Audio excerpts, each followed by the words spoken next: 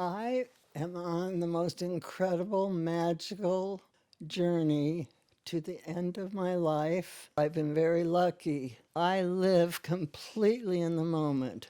I get up in the morning, if I can walk to the bathroom and look out and see the sun and know it's shining and I can go out, it's a perfect day. I have money for the first time in my life because I was very frugal and I saved my money. I always wanted to treat people and do things like that. And I can pay for anything. I pay for whole dinners for people. It is feels so good. The other thing that I'm grateful for in my life is I've had 3 amazing passions. One is birding, which I really got into. The other is drawing, and the other is agility with my wonderful dog, Zeb, who has been by my side since he was a little pup. He's now 13. He's in great shape, except he can't hear. Suze, you mentioned that you're very grateful to have the finances to take your friends out to dinner, and it's not just your friends. You bought a couch for your dog. I did. I bought an expensive couch for him that he won't get on. And then you bought him a new bed. He loves his bed. And then you also bought yourself some gifts. You went out and you got a new TV so that we can do movie night on Friday night. Oh, and now I have a wheelchair because my legs are getting weaker. So my daughter and I take these great excursions into town, which is so fun, in the wheelchair. So we go down to the coffee shop, get our mocha and our breakfast sandwich, then we wheel into town, go shopping. Our days have changed. People are coming from everywhere. Plus, my family, Becky and Kevin and my grandson, Eric. The most incredible thing is that I can leave this planet knowing my family is fine. But my life, I'm telling you, other than my daughter dying, the most incredible, I mean, look where I live. I live in paradise. I chose this, but it was lucky I found it. So, I mean, I've got it's a perfect house for me.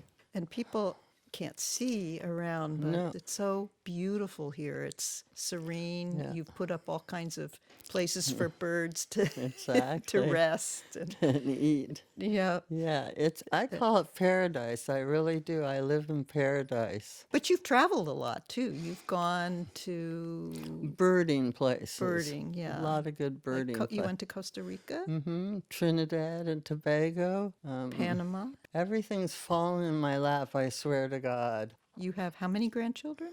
5 grandchildren. So I have 2 in Maryland. My oldest daughter died at 38 of breast cancer. But I have 2 wonderful grandchildren. One's at Fordham, the other's in high school. And then I have, of course, Eric, love of my life. And then I have 2 grandchildren in Truckee. So they're coming by. One of the things that you and I have been talking about for a long time since you got this last diagnosis is that this is not about dying, it's about living. Absolutely. You're the one who said that.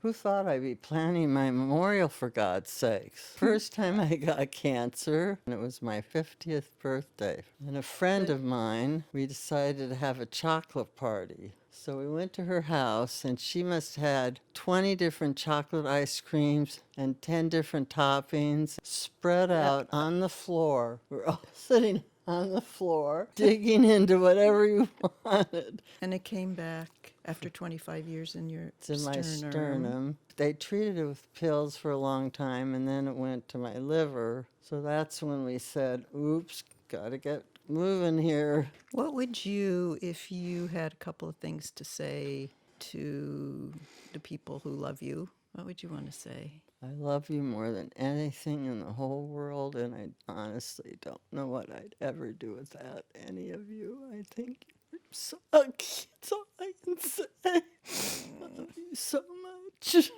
And I feel terrible leaving you, honestly. That makes me the saddest, because I know how sad I wish you everyone's weren't. gonna be.